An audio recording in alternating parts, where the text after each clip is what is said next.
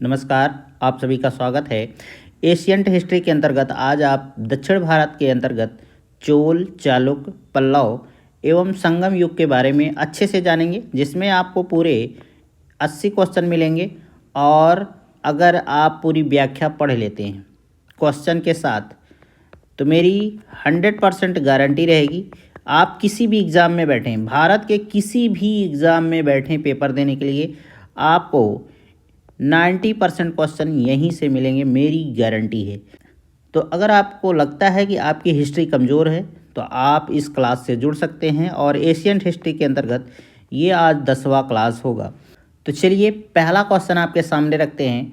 9वीं शताब्दी ईस्वी में निम्नलिखित में से किसके द्वारा चोल साम्राज्य की नींव डाली गई? तो इसका सही आंसर सी है, विजयालय। विजयालय जो है पल्लवों का सामंती सरदार था।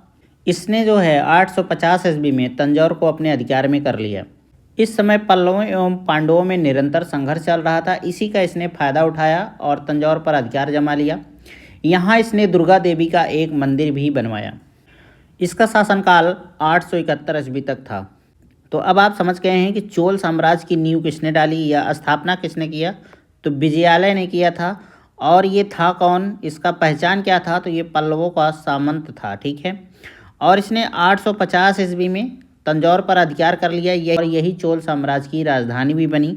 इसने जो है तंजौर में एक दुर्गा जी की मंदिर बनवाया, और इसने कुल 1871 तक शासन किया, और इसके बाद इसकी मृत्यु हो गई। कुल इसने 20 साल या 21 साल आप कह सकते हैं कि इसने शासन किया, ठीक है। यही था विजयालय के बारे में इतनी जानकारी। अगला क्वेश्चन, निम्नलिखित में से किस मंदिर परिसर में एक भारी भरकम नंदी की मूर्ति है, जिसे भारत की विशालतम नंदी मूर्ति माना जाता है?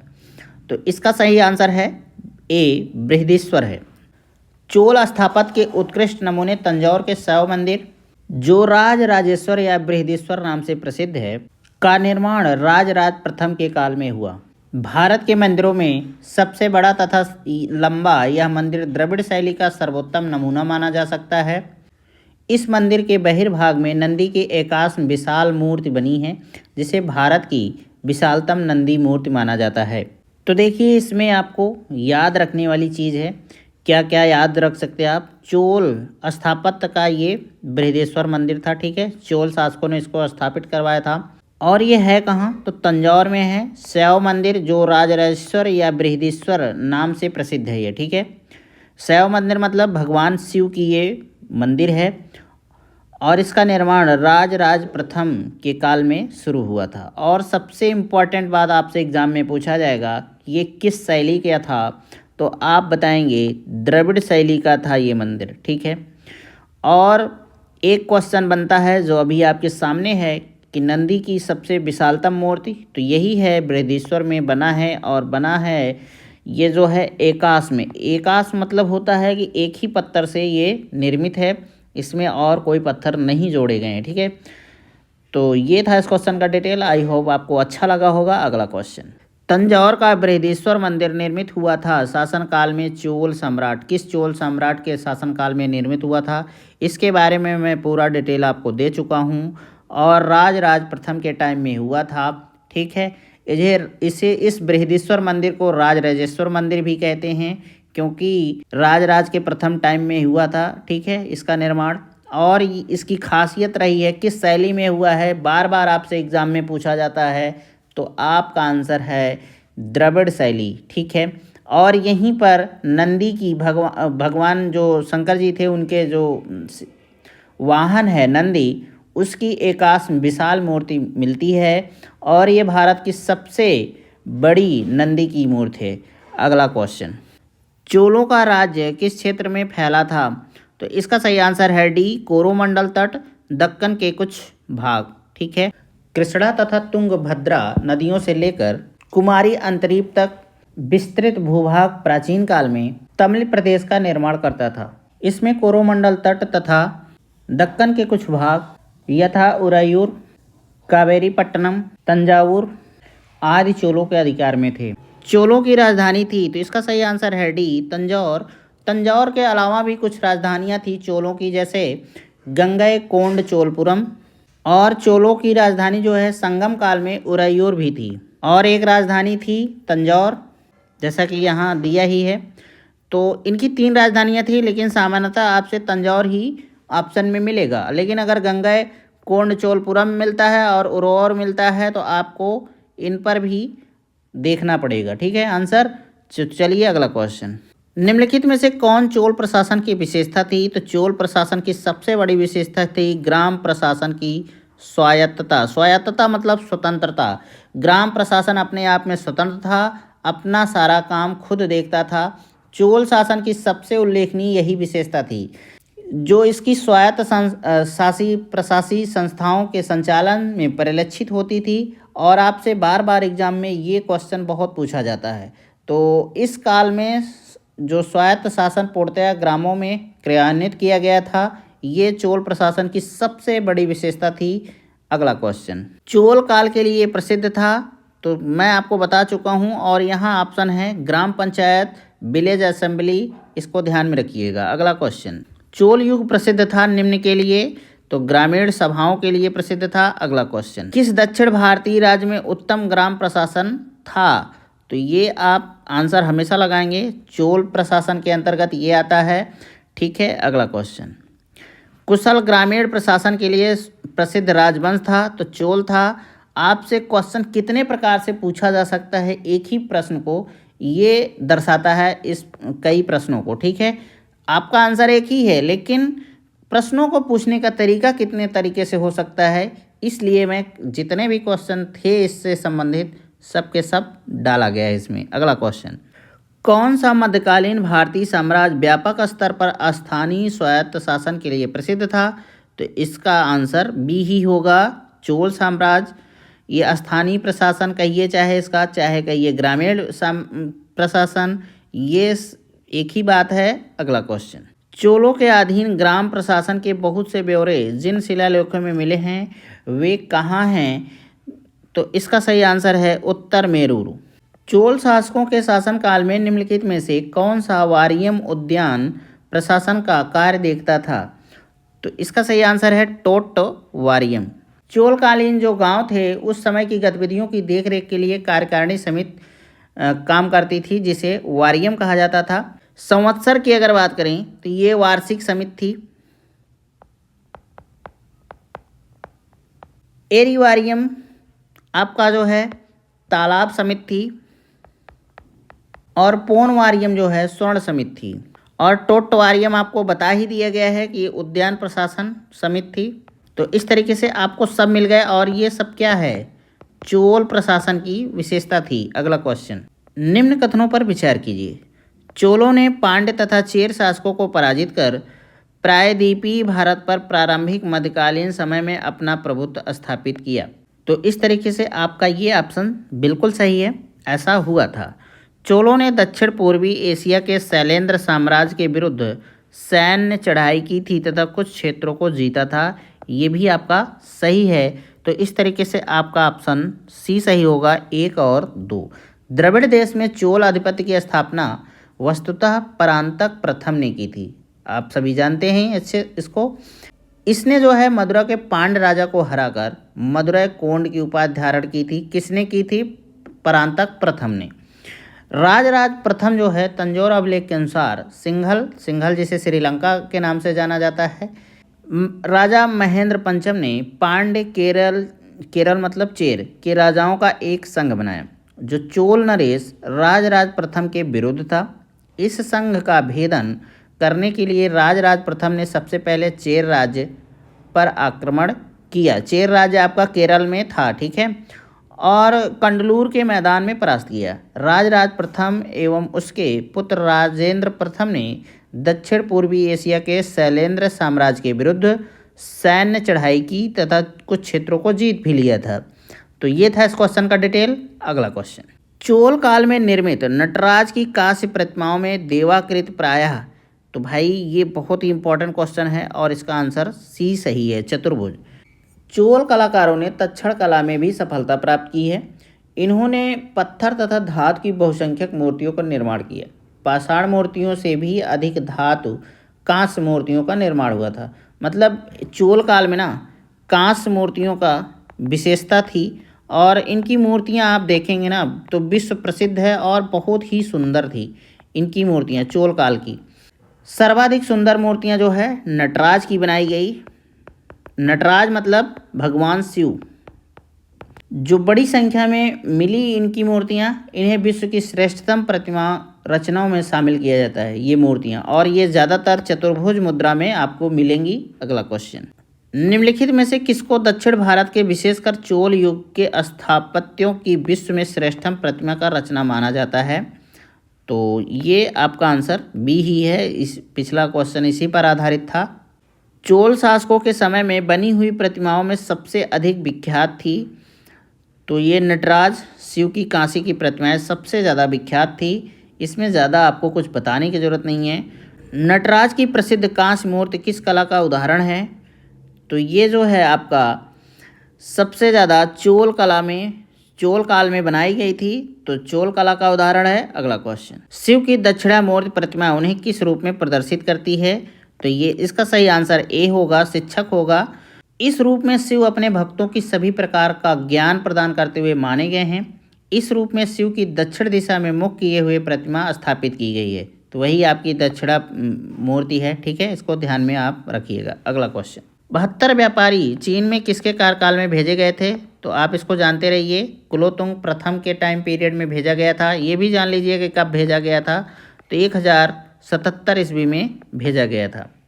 और ये 72 व्यापारी करने क्या गए थे? तो चोल दूत के रूप में गए थे ये चीन। अगला क्वेश्चन, निम्न में से दक्षिण भारत का कौन सा राजवंश अपनी नौसैनिक शक्ति के लिए प्रसिद्ध था? तो ये बहुत ही सरल प्रश्न है और इसका सही आंसर है ए, चोल। चोल राजाओं ने एक विशाल संगठित सेना का निर्माण किया था। चोलों के पास अश्व गज पैदल सैनिकों के साथ ही एक अत्यंत शक्तिशाली नौसेना भी थी। इसी नौसेना की सहायता से इन्होंने श्री विजय, सिंघल, मालदीव आदि द्वीपों पर विजय की प्राप्त की थी। निम्नांकित राजवंशों में से किसके शासक अपने शासनकाल में ही अपना उत्तराधिकारी घोषित कर देते थे? तो देखिए, जो प्राचीन हिंदू राजवंश थे, सभी सम्राट प्रायः अपने जीवन काल में ही अपने युवराज का चुनाव कर लेते थे। इसके बाद उसका उत्तराधिकारी बन जाता था शासक। लेकिन यह प्रवृत्ति जो है ना, चोल वंश में सर्वाधिक दिखाई देती थी। ठीक है, बाकी तो सब सही हैं, लेकिन इसमें इस हिसाब से चोल ही हैं। तो बहुत आप कॉन्फिडेंस के साथ इस क्वेश्चन का आंसर नहीं दे सकते, लेकिन अगर नज़दीक की बात की जाएगा तो आप चोल ही लगा सकते हैं। अगर इस तरीके का क्वेश्चन आता है तो आप चोल पर ही ट्राई करिएगा। अगला क्वेश्चन, निम्नलिखित चोल शासकों में जिसने बंगाल की खाड़ी को चोल झील का स्वरूप प्रदान कर दिया वह कौन था? तो भाई बहुत ही इम्पोर्टेंट आदमी है, राजेंद्र प्रथम। इसने ही किया था। राजराज प्रथम की मृत्यु के बाद, ये इन्हीं का पुत्र था राजराज प्रथम का, तो इनका योग्यतम पुत्र राजेंद्र प्रथम जो है सम्राट बना। इसने अपने पिता की साम्राज्यवादी नीति को आगे बढ़ाया। कहने का मतलब क्या हुआ है कि राजराज भी अपने साम्राज्य विस्तार में विश्वास करते थे और राजेंद्र प्रथम ने भी ऐसा ही किया। राजेंद्र प्रथम जो है ना, इसके बारे में कहा जाता है कि इसने बंगाल की खाड़ी को चोल झील के रूप का या स्वरूप प्रदान कर दिया था। 1017 में इसने संपूर्ण सिंघल द्वीप जिसे श्रीलंका कहते हैं को इसने जीत लिया तथा वह सिंघल राजा महेंद्र पंचम को बंदी बनाकर चोल राज में लाया था। इसने पवित्र गंगा जल लाने के उद्देश्य से उत्तर पूर्वी भारत पर आक्रमण किया तथा पाल शासक महिपाल को भी पराजित किया। इस विजय के उपलक्ष्य में इसने जो है गंगैकोंड की उपाधि धारण की थी। तो याद रख सकते हैं आप कि इन्होंने किसकी उपाधि धारण की? तो गंगैकोंड की। ठीक है, और इसने गंगैकोंड चोलपुरम नामक राजधानी की भी स्थापना की और नवीन राजधानी के निकट ही इसने सिंचाई के लिए चोल गंगम नामक विशाल तालाब का निर्माण करवाया था। तो जो इन्होंने तालाब बनवाया था उसका नाम क्या था? चोल गंगम। इसको आप याद रखिएगा, आपके एग्जाम में पूछा जाता है। अगला क्वेश्चन, गंगैकोंड चोलपुरम की स्थापना किसने की थी? तो इसके बारे में पहले ही आपको बता चुका हूँ, राजेंद्र प्रथम। इनकी एक नई राजधानी बनी थी गंगैकोंड चोलपुरम के नाम से। निम्नलिखित में से किस चोल शासक को चोल गंगम नामक बृहद कृत्रिम झील बनवाने का श्रेय दिया जाता है? तो ये आपका आंसर बी ही होगा। इसके बारे में पूरा का पूरा डिटेल बात कर चुका हूँ। किस चोल राजा ने जल सेना प्रारंभ की थी? राजेंद्र चोल, परांतक चोल, राजराज प्रथम, राजराज द्वितीय, इनमें से कोई नहीं। तो आपका ऑप्शन सी सही होगा, राजराज प्रथम। राजराज प्रथम का वास्तविक नाम अरलमोल था तथा इनके पिता का नाम परांतक द्वितीय था। अरलमोल जब 985 ईस्वी में गद्दी पर बैठा तो ये राजराज प्रथम के नाम से बैठा था। राजराज प्रथम ने एक अस्थायी सेना तथा विशाल नौसेना का गठन किया था। इसके पास एक अस्थायी सेना और विशाल नौसेना थी और इसने भूमि की नाप भी कराई थी। चोल शासक का नाम बताइए जिसने श्रीलंका के उत्तरी भाग पर विजय प्राप्त की थी। तो इसका सही आंसर है राजराज प्रथम। चोल शासक राजराज प्रथम ने ही सिंघल या श्रीलंका पर आक्रमण करके उत्तरी सिंघल को जीतकर अपने राज्य में मिला लिया था। विजित क्षेत्र में राजराज ने अनुराधापुर को नष्ट कर पोलोनरुवा को इस क्षेत्र की राजधानी बनाया था। तो इसने जो है अनुराधापुर को नष्ट किया तथा इसका नाम जननाथ मंगलम रखा था। राजराज जो है शैव मतावलंबी भी था और इसने शिवपाद शेखर की उपाधि धारण की थी। तो अब आपको इस क्वेश्चन का डिटेल मिल गया कि जो है श्रीलंका या सिंघल को बात करिए तो इसने जो है किसने, राजराज प्रथम ने ही आक्रमण किया था और ये अनुराधापुर को नष्ट करके पोलोनुरुवा या फिर इसकी राजधानी बनाया और इसको जननाथ मंगलम नाम रखा। ठीक है, और ये शैव मतावलंबी था कौन, राजराज प्रथम, और इसने शिवपाद शेखर की भी उपाधि धारण की थी। अगला क्वेश्चन, चोल राजाओं में किस एक ने सीलोन पर विजय प्राप्त की थी? तो इसका सही आंसर है सी, राजेंद्र प्रथम। चोल राजा राजेंद्र प्रथम ने सिंघल द्वीप या श्रीलंका विजय जिसे कहते हैं सीलोन या श्रीलंका का कार्य पूर्ण किया था तथा इसने राजराज प्रथम ने श्रीलंका पर आक्रमण कर वहां के कुछ प्रदेशों पर अपना अधिकार कर लिया था, किंतु संपूर्ण श्रीलंका पर इसका अधिकार नहीं हो पाया था। राजेंद्र प्रथम ने वहां के शासक महेंद्र पंचम को बंदी बनाकर चोल राज्य भेज दिया, जहां 12 वर्ष के बाद इनकी मृत्यु हो गई। संपूर्ण श्रीलंका पर राजेंद्र का अधिकार हो गया। तो आप एक बात ध्यान में रखिएगा, राजराज जो हैं इन्होंने तो आक्रमण किया था राजराज, लेकिन पूर्णतः श्रीलंका को ये जीत नहीं पाए थे। उसके बाद इनका जो राजेंद्र हुआ इसने संपूर्ण श्रीलंका को जीता। वह चोल राजा कौन था जिसने श्रीलंका को पूर्ण स्वतंत्रता दी और सिंघल राजकुमार के साथ अपनी पुत्री का विवाह कर दिया था? तो इसका सही आंसर है ए, कुलोतुंग था। कुलोतुंग प्रथम के समय में श्रीलंका के राजा विजयबाहु ने अपनी स्वतंत्रता घोषित की, किंतु कुलोतुंग प्रथम ने श्रीलंका में चोल प्रभाव की समाप्ति के प्रति किसी कटुता का प्रदर्शन नहीं किया तथा इसने अपनी पुत्री का विवाह श्रीलंका के राजकुमार वीरप्पेरूर माल के साथ कर दिया था।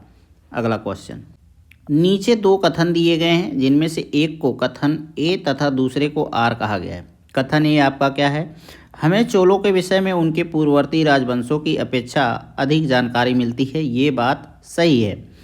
चोल शासकों ने मंदिरों की दीवारों पर अभिलेख उत्कीर्ण करने का चलन प्रारंभ किया जिनमें उनकी विजयों के ऐतिहासिक विवरण दिए जाते हैं। तो इस तरीके से आपका ऑप्शन ए सही होगा। ये भी सही है, आपका ए और आर दोनों सही है और आर ए की सही व्याख्या करता है। अगला, भारत के इतिहास के संदर्भ में निम्नलिखित युग्मों पर विचार कीजिए। एक तरफ आपका शब्द है, दूसरी तरफ विवरण है। एरिपत, एरिपत क्या है, भूमि जिससे मिलने वाला राजस्व अलग से ग्राम जलाशय के रख रखाव के लिए निर्धारित कर दिया जाता था। ये बात सही है। तनियूर, एक अकेले ब्राह्मण अथवा एक ब्राह्मण समूह को दान में दिए गए ग्राम। तो ये जो है आपका गलत है। घटिका, प्रायः मंदिरों के साथ संबंध विद्यालय होता था। तो ये बात सही है और 1 और 3 इस तरीके से सही होगा। आपका ये तनियूर बच रहा है, तनियूर गलत है। क्यों गलत है?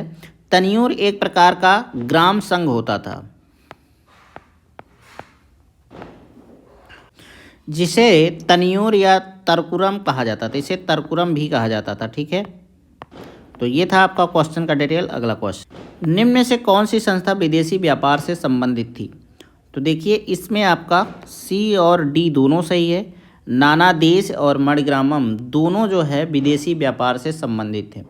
श्रेणी जो है एक प्रकार की व्यवसाय करने वाले लोगों की समिति होती थी। और आपका नगरम जो है ये व्यापारियों के स्थानीय संगठनों को कहा जाता था। इस प्रकार के संगठन कांची तथा मामल्लपुरम में विद्यमान थे। लेखों से हमें विभिन्न प्रकार के संघों के विषय में जानकारी प्राप्त होती है।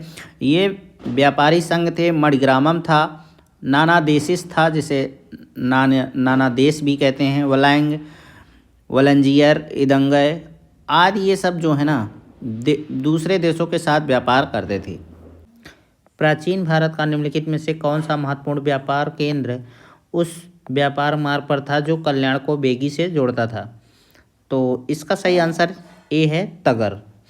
तगर जो है कल्याण और बेगी के बीच में पड़ता था। ठीक है, अगला क्वेश्चन, चालुक्य वंश का सबसे महान शासक कौन था? तो इसका सही आंसर है पुलकेशिन द्वितीय। इसने जो है 610 ईस्वी से 642 ईस्वी के बीच शासन किया। और इसके बारे में जितनी भी जानकारियाँ मिलती हैं वो सब ऐहोल अभिलेख से मिलती है। निम्नलिखित में से किस वंश द्वारा प्रायः महिलाओं को प्रशासन में उच्च पद प्रदान किए जाते थे? तो इसका सही आंसर है बी, चालुक्यों द्वारा। चालुक्यों के शासनकाल में प्रायः महिलाओं को उच्च पद पर नियुक्त किया जाता था। और विजयादित्य प्रथम के भाई चंद्रादित्य की रानी विजय भट्टारिका जो थी ने अपने नाम पे 2 ताम्रपत्र लिखवाए थे। ये एक अच्छी कवित्री भी थी। विजयादित्य ने अपनी छोटी बहन कुमकुम देवी के कहने पर एक विद्वान ब्राह्मण को एक गांव दान में दिया था। और कीर्तिवर्मन द्वितीय की महारानी जो हैं महादेवी, इनका नाम था महादेवी, के साथ रक्तपुर के स्कंधावार में उपस्थित रहने का भी उल्लेख मिलता है। और इस वंश की विजय भट्टारिका ने कुशलतापूर्वक शासन भी संभाला था। तो ये जो है विजय भट्टारिका जो हैं कुशलतापूर्वक शासन भी किया था चालुक्य वंश के अंतर्गत। और ये एक कवित्री भी थी, इसको याद रख सकते हैं आप। अगला क्वेश्चन, चालुक्यों की राजधानी कहाँ थी? तो इसका सही आंसर है वातापी। और वातापी को जो है ना बादामी भी कहा जाता था पहले। और ये है कहाँ? तो कर्नाटक। ठीक है, और बात किया जाए कि चालुक्य वंश का वास्तविक संस्थापक कौन था? तो ये था पुलकेशिन प्रथम। अगला क्वेश्चन, कवि कालिदास के नाम का उल्लेख किसमें हुआ है? तो इसका सही आंसर है ऐहोल के उत्कीर्ण लेख में।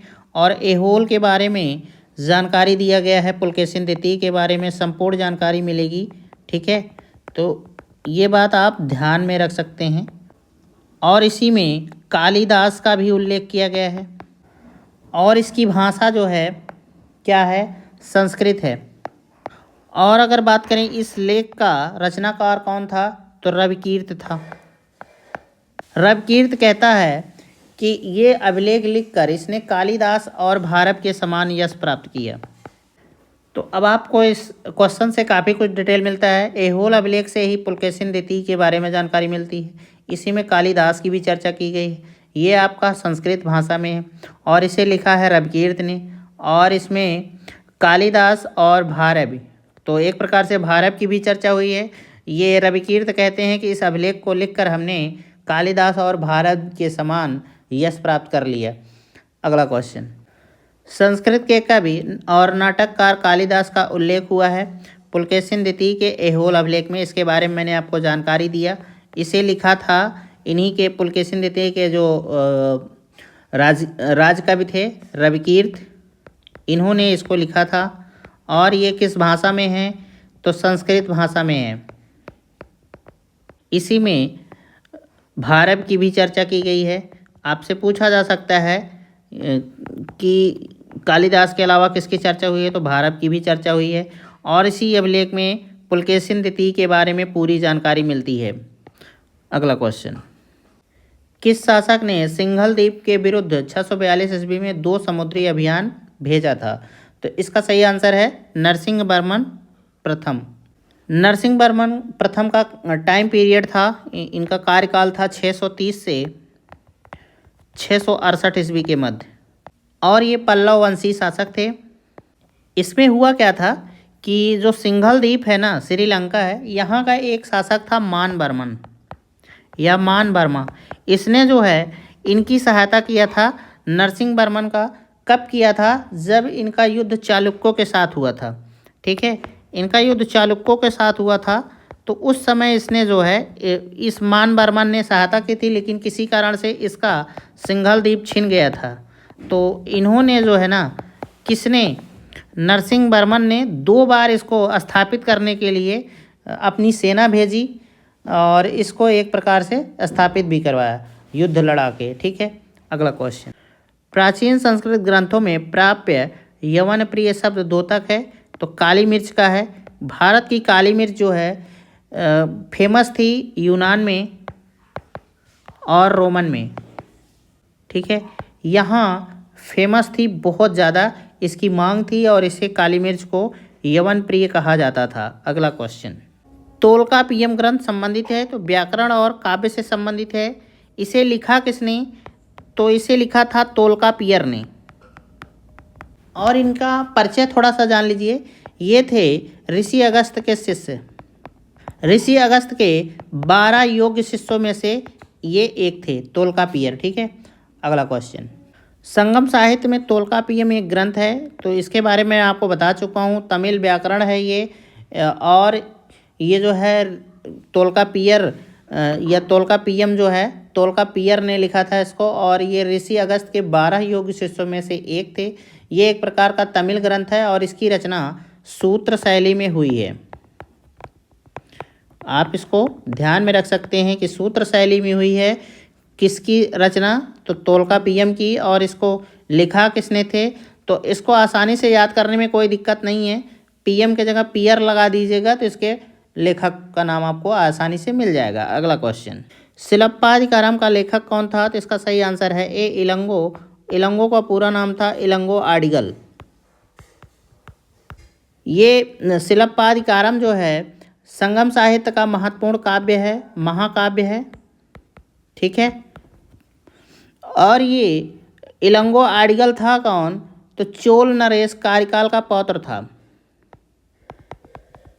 तो अब इसमें आपको ध्यान में रखने वाली 1-2 बातें हैं, जैसे शिलप्पाधिकारम की रचना किसने किया?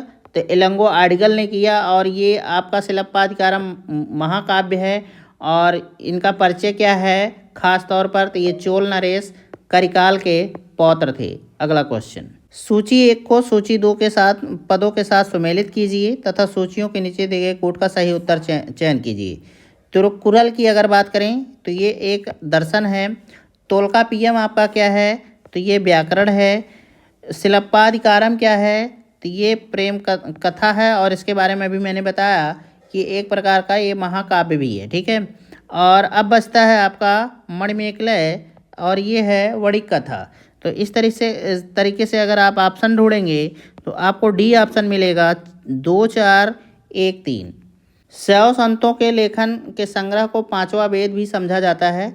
उपयुक्त संग्रह का नाम क्या है? तो इसका सही आंसर है तिरुमुराय।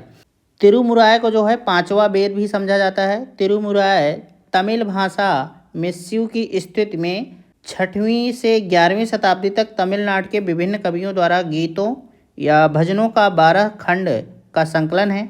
वेदों तथा शैव आगमों के साथ तिरुमुराय तमिलनाडु में 100 सिद्धांत दर्शन का आधार भी है।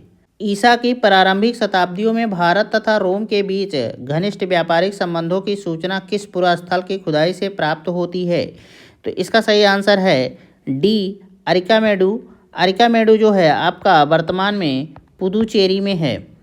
और आप सभी जानते हैं कि पुदुचेरी जो है आपका पूर्वी तट है, और आप कह सकते हैं कि जो अरिकामेडु है कोरोमंडल तट पर भी स्थित है। और इसकी चर्चा ना कहाँ की गई है?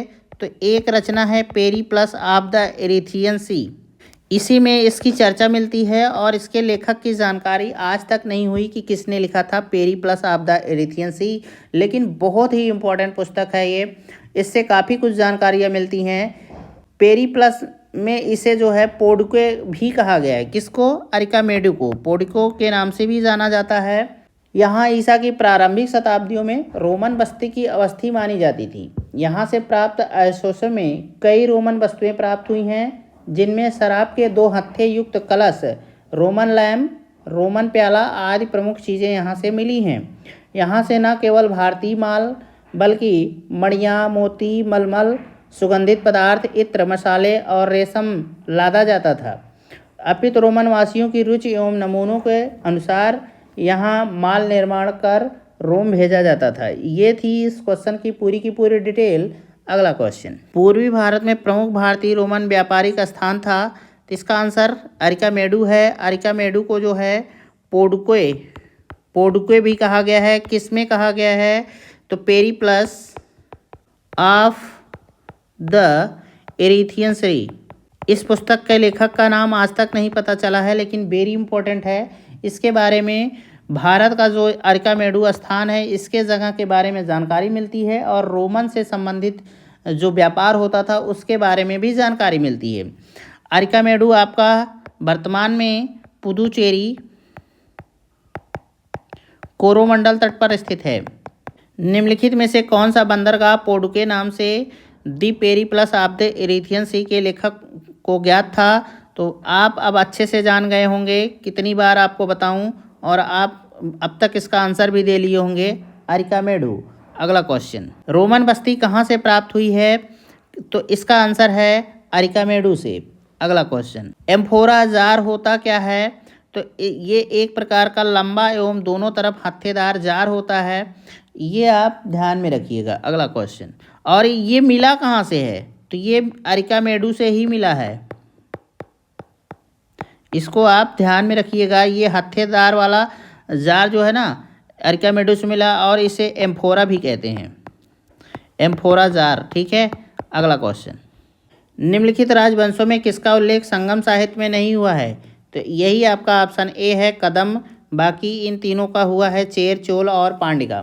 मैं आपकी जानकारी के लिए बता दूं कि संगम साहित्य में केवल आपका चोल और पांड्य, इन्हीं राजवंशों की जानकारी दी जाती है। बाकी और किसी भी राजवंश की आपको जानकारी इसमें नहीं मिलेगी। निम्नलिखित में से कौन एक तमिल देश के संगम युग का राजवंश नहीं था? तो क्वेश्चन आप जान चुके हैं कि संगम युग में आपका चेर आएगा, चोल आएगा और पांड्य आएगा, पल्लव नहीं आएगा। तो इन तीन नामों को आप याद रखिए, चेर, चोल और पांड्य। यही संगम युग के संगम काल है या संगम युग है या संगम साहित्य है, इनकी जानकारियाँ इसमें आपको मिलेंगी। ठीक है। बाकी और किसी भी राजवंश की जानकारी नहीं मिलती है। अगर कोई भी इन तीनों के अलावा आता है तो आपका वही आंसर होगा। अगला क्वेश्चन, धार्मिक कविताओं का संकलन कुरल किस भाषा में है? तो इसका सही आंसर बी होगा, तमिल है। कुरल को जो है ना, तमिल साहित्य का बाइबिल कहा जाता है, पहली बात। और दूसरी बात, इसे जो है लघुवेद माना जाता है, इसे मुप्पाल भी कहा जाता है। इसकी रचना जो है प्रसिद्ध कवि तिरुवल्लुवर ने की थी। अगर बात करें अनुश्रुतियों के अनुसार तो तिरुवल्लुवर को ब्रह्मा का अवतार भी माना जाता है, इनको ब्रह्मा का अवतार भी माना जाता है। तो आई होप आपको ये क्वेश्चन अच्छे से समझ में आ गया होगा। अगला क्वेश्चन, निम्नलिखित तमिल ग्रंथों में किसे लघुवेद की संज्ञा दी गई है? इसके बारे में मैं आपको बता चुका हूँ। कुरल को जो है तमिल में बाइबिल भी के नाम से भी जाना जाता है। ठीक है। इसे लघुवेद कहा जाता है। ठीक है। और इसकी रचना किसने की थी? तो तिरुवल्लुवर ने की थी, और तिरुवल्लुवर को ब्रह्मा का अवतार माना जाता है। ठीक है। इसको आप ध्यान में रख सकते हैं। अगला क्वेश्चन, निम्नलिखित में से कौन तमिल रामायणन या रामावतारम का लेखक था? तो इसका सही आंसर आपका होगा ए, कंबन का। और ये सब कब हुआ था? तो 12वीं सदी की बात है। इसको टाइम पीरियड को याद रखिएगा। ठीक है। कंबन ने जो है क्या लिखा? तमिल रामायणम लिखा या फिर रामावतारम लिखा। ठीक है। इसको ध्यान में रखिएगा। अगला क्वेश्चन, मध्यकालीन, ये आपका मायकालीन हो गया है, तो ये है आपका मध्यकालीन। भारत के सांस्कृतिक इतिहास के संदर्भ में निम्नलिखित कथनों पर विचार कीजिए। तमिल क्षेत्र के सिद्ध या सित्तर एक कट्टरवादी थे तथा मूर्ति पूजा की निंदा करते थे, ये बात सही है। कन्नड़ क्षेत्र के लिंगायत पुनर्जन्म के सिद्धांत पर प्रश्न चिन्ह लगाते थे तथा जात अधिक्रम को अस्वीकार करते थे। उपयुक्त कथनों में से कौन सा सही है? तो ये भी आपका पहला भी सही है, दूसरा भी सही है। तो इस तरीके से आपका ऑप्शन 1 और 2 दोनों सही होगा। लिंगायतों ने जात की अवधारणा तथा कुछ समुदायों के दूषित होने की ब्राह्मणीय अवधारणा का विरोध किया। इनका विश्वास था कि मरणोपरांत भक्त शिव में लीन हो जाएंगे तथा इस संसार में पुनः नहीं लौटेंगे। इन्होंने पुनर्जन्म के सिद्धांत को नकार दिया था। तो आप ये बात ध्यान में रखिएगा। अगला क्वेश्चन, सूची 1 को सूची 2 के साथ सुमेलित कीजिए और सूचियों को दिए गए कूट का प्रयोग करते हुए सही उत्तर का चयन करना है। तो बात करें गुप्त की, तो गुप्त जो है देवगढ़ से संबंधित है। अगर चंदेल की बात करें तो ये जो है आपका खजुराहो से संबंधित है। और चालुक्य की बात करें तो ये आपका बादामी से संबंधित है। और पल्लव की बात करें तो पनमलय से संबंधित है। तो इस तरीके से आपका ऑप्शन ए ऑप्शन सही होगा। अब थोड़ा सा जानेंगे उत्तर प्रदेश आपका देवगढ़ है कहाँ? तो उत्तर प्रदेश के ललितपुर ज़िले में ये देवगढ़ नामक स्थान है और ये गुप्तकालीन दशावतार मंदिर स्थित है यहाँ पर। अगर बात करें खजुराहो की, तो खजुराहो आपका जो है ये है छतरपुर मध्य प्रदेश में। और चंदेल शासकों की कला के इतिहास का प्रसिद्ध उदाहरण आज भी विद्यमान है यहाँ पर। ठीक है, यहाँ लगभग 25 मंदिर आपको मिलेंगे, जो विष्णु की है, शिव की है और जैन तीर्थंकरों की है। और इसमें सबसे प्रसिद्ध कंदरिया महादेव मंदिर है, इसको आप ध्यान में रखिएगा। अगर बादामी की बात कर लें तो बादामी आपका कर्नाटक में है। ठीक है, और ये चालुक्यों की राजधानी थी, मैं आपको कई बार बता चुका हूँ। पनमलय जो है पल्लवों की राजधानी थी। अगला क्वेश्चन, निम्नलिखित में से कौन सा एक प्राचीन भारत में व्यापारियों का निगम था? तो इसका सही आंसर है आपका डी, मणिग्रामम। जैसा कि आप सभी जानते होंगे कि दक्षिण भारत में नगरों में व्यापारियों के विभिन्न संगठन थे, जैसे मणिग्रामम आपके सामने ही है, फिर वलंजियर भी था। और ये चतुर्वेदी मंगलम जो है ये जो है आपका चोल काल में ब्राह्मणों को दी गई भूमि थी। दक्षिण भारत का प्रसिद्ध तक्कोलम का युद्ध हुआ था, तो ये हुआ था चोल और राष्ट्रकूटों के मध्य हुआ था। ठीक है, और किन किन राजाओं के बीच में हुआ था? एक तरफ चलिए लिख लेते हैं चोल, दूसरी तरफ राष्ट्रकूट। इनका चोल का राजा था कौन? परांतक प्रथम। और राष्ट्रकूट का था कृणतृतीय। लेकिन हुआ क्या कि चोल शासक जो है इस युद्ध को हार गए। ठीक है, तो जब हार गए तो कृणतृतीय ने तंजौर कोंड की उपाधि धारण की। और आप सभी जानते हैं कि चोलों का जो राजधानी थी वो क्या थी? तंजौर थी। इस तरीके से राष्ट्रकूटों ने तंजौर पर अधिकार कर लिया। ठीक है, अगला क्वेश्चन, चोल साम्राज्य को अंततः किसने समाप्त किया था? तो देखिए इस क्वेश्चन को आप आंसर पूर्णतः सही नहीं दे पाएंगे, लेकिन अगर आप उत्तर के रूप में चुनना चाहेंगे तो मलिक काफूर को आप चुन सकते हैं। उसका रीज़न मैं आपको बता देता हूं कि ऐसा क्यों है कि आप किसी को डायरेक्टली आंसर के रूप में नहीं दे सकते। तो 1250 ईस्वी के आसपास होयसल और पांड्य राज्य ने चोल राजा राजेंद्र तृतीय को परास्त कर दिया था। चोल राजा पांड्यों की अधीनता में लगभग 1279 ईस्वी तक शासन करते रहे। उसके पश्चात चोल राज्य के स्वतंत्र अस्तित्व का कोई प्रमाण नहीं मिलता। मलिक काफूर ने लगभग 1310 ईस्वी में, कब? 1310 ईस्वी में इसने जो है दक्षिण विजय की थी, तो जिसमें इसने यादव, काकतीय वंश, होयसल, पांड्य आदि राजाओं को हराया था। तो इस तरीके से आपका ऑप्शन कहाँ जाएगा? मलिक काफूर के पास जाएगा। और डायरेक्टली मलिक काफूर ने भी नहीं हराया था कि चोल साम्राज्य को परास्त किया हो या समाप्त किया हो। ठीक है, संगम युग में उरैयूर किस लिए विख्यात था? तो संगम युग में जो है ना कपास के व्यापार के ये महत्वपूर्ण केंद्र था। और इसकी जानकारी मिलती कहाँ से है? तो पेरीप्लस ऑफ द एरिथियन श्री। अब बात उठती है कि आपका उरैयूर उस समय था कहाँ, यह है कहाँ वर्तमान में? तो तमिलनाडु के तिरुचिरापल्ली में कावेरी नदी के तट पर ये स्थित है। ठीक है, और बस इतनी ही जानकारी है। और उस टाइम पीरियड में ये कपास के लिए फेमस था। अगला, पांड्य राज्य की जीवन रेखा कौन सी नदी थी? तो ये थी आपकी वेगी नदी। पांड्य राज्य जो है कावेरी के दक्षिण में स्थित था। इसमें आधुनिक मदुरा तथा तिन्नेवेली के ज़िले और त्रावणकोर का कुछ भाग शामिल था। इसकी राजधानी क्या थी? तो मदुरा थी। और वेगी नदी वाला ये जो प्रदेश है ना, उर्वरता के लिए फेमस था, इसीलिए इसे पांड्य राज्य की जीवन रेखा भी कही जाती है। अगला क्वेश्चन, निम्नलिखित में से कौन सा संगम पत्तन पश्चिमी तट पर स्थित था? नीचे दिए गए कोड से सही उत्तर का चयन कीजिए। तो कोरकै नहीं था, पुहार नहीं था, टोंडी आपका था, और मुसिर भी था। बाकी 1 2 नहीं है, 3 4 है। तो इस तरीके से आपका ऑप्शन केवल 3 एवं 4 होगा। जैसा कि मैं आपको कई बार बता चुका हूँ कि ये पेरीप्लस ऑफ द इरिथियन सी से ही ये जानकारी मिलती है। और ये अज्ञात नाविक था कहाँ का? तो ग्रीक का था। ठीक है, इसको आप ध्यान में रख सकते हैं कि पेरीप्लस ऑफ द इरिथियन सी लिखने वाला ग्रीक साम्राज्य का कोई नाविक था। और इसमें जो है ना बंदरगाहों की सूची बड़े अच्छी से तरीके से दी गई है। इसमें नौरा, तोंडी, मुसिर और नेलसंडा पश्चिमी तट के प्रमुख बंदरगाह थे। ठीक है, अगला क्वेश्चन, संगमकालीन साहित्य में कोन, को एवं मन्नन किसके लिए प्रयुक्त होते थे?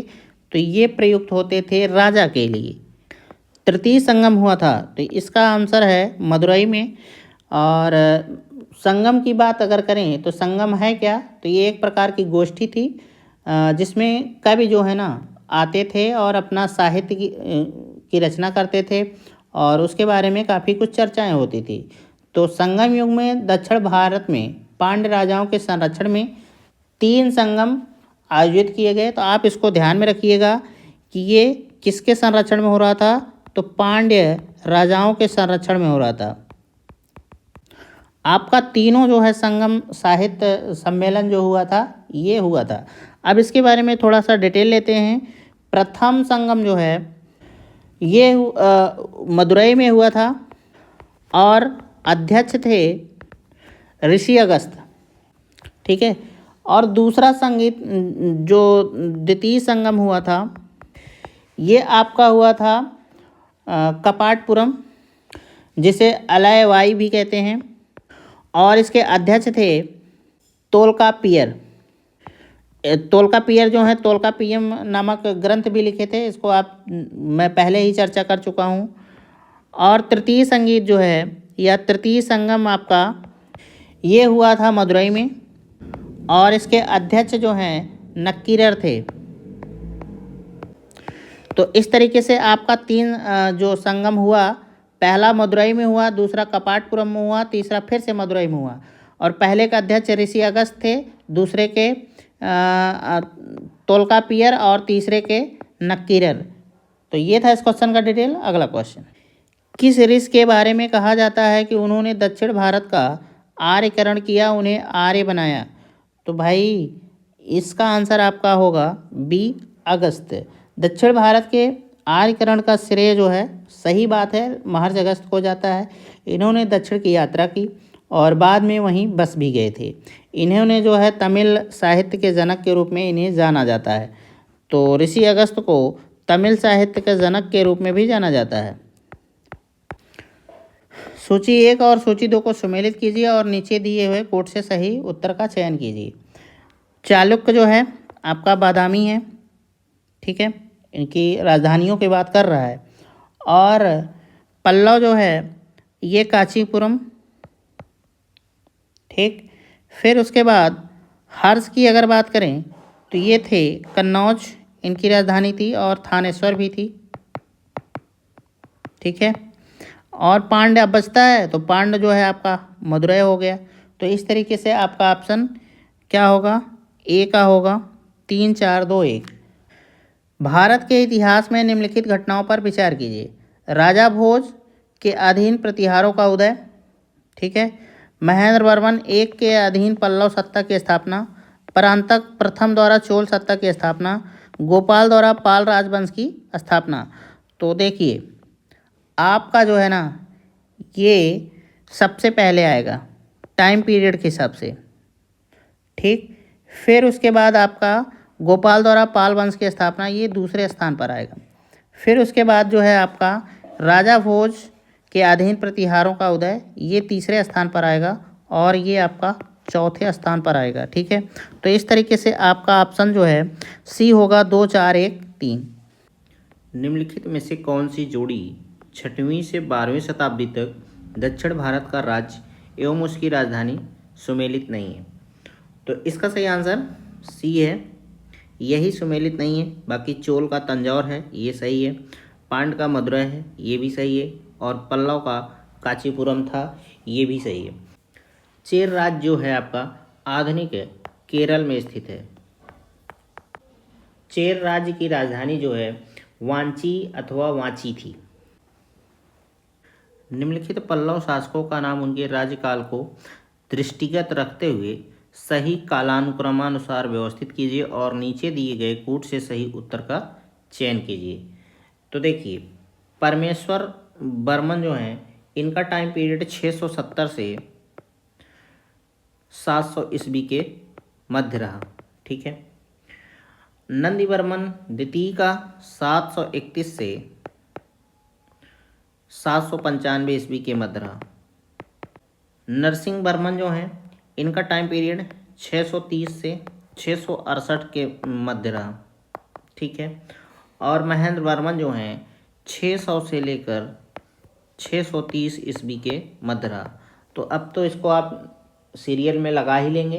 तो इसका पहला जो है यही ऑप्शन सही हुआ, 4, 2, 1, 3। मतलब क्या है, पहला ये रहेंगे, फिर दूसरा ये रहेंगे, फिर तीसरा आपके परमेश्वर वर्मन रहेंगे और चौथा जो है सबसे लास्ट में यही रहेंगे। निम्नलिखित में से किस चीनी यात्री ने चालुक्यों के शासनकाल में चीन एवं भारत के संबंधों का विवरण दिया है? तो चीन एवं भारत के संबंधों का विवरण चालुक्य के शासनकाल में आया था, मातवालिन आया था, ये चीनी यात्री था, यही जो है सारी जानकारियाँ दिया है। अगला क्वेश्चन, किस राजवंश ने उत्तर भारत पर शासन नहीं किया था? तो आपका ऑप्शन ये ए ही सही होगा। चालुक्य जो है दक्षिण के शासक थे, ना कि उत्तर भारत के थे। यही तीनों आपके जो हैं उत्तर भारत में शासन किए थे। अगर चालुक्यों की बात की जाए तो ये मुख्यतः जो है दक्कन एवं दक्षिण भारत में ही केंद्रित थे और इनकी राजधानी मैं आपको कई बार बता चुका हूँ, बादामी थी और जिसे वातापी भी कहते थे। तो कुछ भी आप मान लीजिए, वातापी या बादामी, इसको ध्यान में रखिएगा, कभी भी आप इसमें कंफ्यूज मत होइएगा।